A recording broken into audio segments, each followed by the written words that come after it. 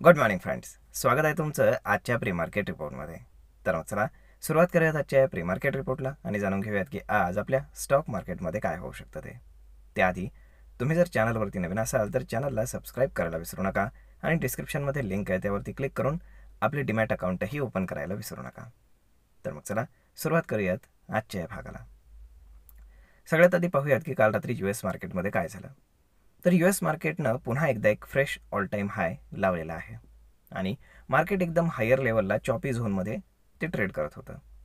परंतु तिथे आपल्याला जे बिग टेक 7 कंपनीज आहेत तर त्यांच्यामध्ये आपल्याला बाईंग एक्झॉर्शन पाहायला मिळालं. बाईंग एक्झॉर्शन इन द सेन्स तिथे बाईंगचा अभाव मोठ्या प्रमाणामध्ये पाहायला मिळाला.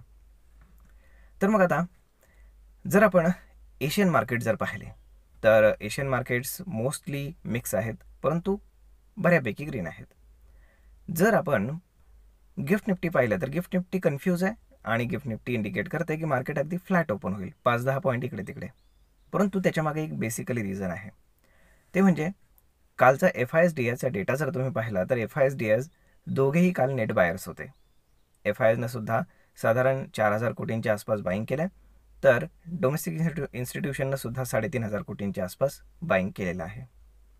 परंतु काल भारती एअरटेलमध्ये एक मोठी ब्लॉक डील झाली, तर त्या ब्लॉक डीलमुळं आपल्याला ही फिगर जी आहे FISची ती ग्रीनमध्ये दिसते. परंतु ॲक्च्युली ती फिगर जर आपण काढून टाकली तर साधारण 3,500-4,000 कोटींच्या आसपास FISनं सेलिंगच केलेलं आहे. तर मग आता अशा पद्धतीनं हे सगळे आपण काय म्हणू शकतो की सगळे सिनेरिओ राहिलेले आहेत. जर आता आपण त्यामुळेच गिफ्ट निफ्टी कन्फ्यूज आहे. जर आता आपण स्टॉक स्पेसिफिक सांगायचं झालं तर आज जे काही फोकसमध्ये राहणारे स्टॉक आहेत तर ते आहे रिलायन्स, त्यानंतर भारती एअरटेल, त्यानंतर ICICI बँक आणि HDFC बँक. तर यांच्यामध्ये वेगवेगळ्या कारणांनी ते फोकसमध्ये राहण्याची शक्यता आहे. आता जर आपण ओपन इंटरेस्ट वाईज जर पाहिलं तर वीकली ओपन इंटरेस्ट जर आपण पाहिला तर याच्यामध्ये 23,000वरतीच आता खूप जास्त कॉल रायटिंग झालेलं आपल्याला पाहायला मिळते आणि डाऊन साईडला 22,800, 22,500 या ठिकाणी आपल्याला पुट रायटिंग देखील मोठ्या प्रमाणात झालेलं पाहायला मिळतं आहे. परंतु FISच्या ज्या शॉर्ट पोझिशन्स आहेत तर ते अजूनही स्टील कंटिन्यू आहेत. कुणीही शॉर्ट पोझिशन एक्झिट करण्याच्या मनस्थितीमध्ये सध्या तरी दिसत नाही आहे. त्यामुळे एवढ्या इझिली शॉर्ट कवरिंग येईल असं बिलकुल वाटत नाही. शॉर्ट कवरिंग येण्यासाठी फार मोठा ट्रिगर ओव्हरनाईट पाहिजे. त्यानंतर मार्केट चांगल्यापैकी गॅप अप ओपन होऊन मार्केटमध्ये एक सडन शॉर्ट कवरिंग आपल्याला पाहायला मिळू शकतं. अदरवाईज ड्युरिंग द डे काहीतरी मोठा ट्रिगर हाती सापडला पाहिजे. तर आता पाहूयात की काय घडतं आहे ते. परंतु जर आपण पाहिलं तर मार्केट डाऊन साईडला प्रोटेक्ट करण्याचा प्रयत्न करत आहे. म्हणजेच काय की अगदी 2-3 वेळा मार्केट 22,800पर्यंत किंवा त्याच्या खालीही जाऊन आलं, परंतु मार्केट तिथनं सडन रिकव्हरी होताना आपण पाहिलेलं आहे. म्हणजे जेव्हा जेव्हा मार्केट 22,800 ब्रेक करून खाली जात आहे तेव्हा तेव्हा एक सडन बाईंग आपल्याला पाहायला मिळते.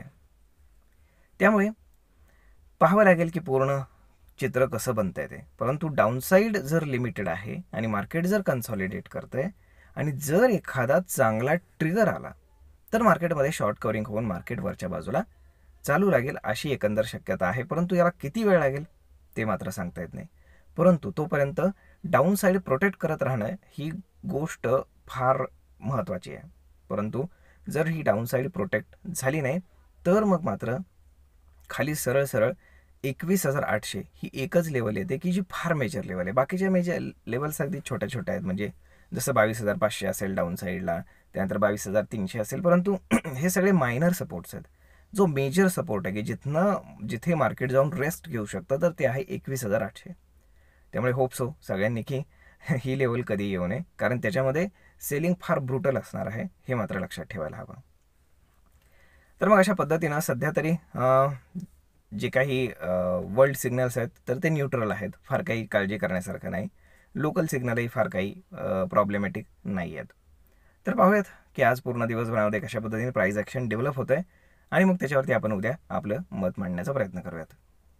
आय होप तुम्हाला हा व्हिडिओ ही माहिती नक्कीच ट्रेड आणि इन्व्हेस्टमेंट करण्यासाठी उपयोगी पडत असेल. जर हा व्हिडिओ आवडला असेल तर आपल्या जवळच्या मित्रमंडळींसोबत देखील हा व्हिडिओ तुम्ही शेअर करायला विसरू नका. धन्यवाद.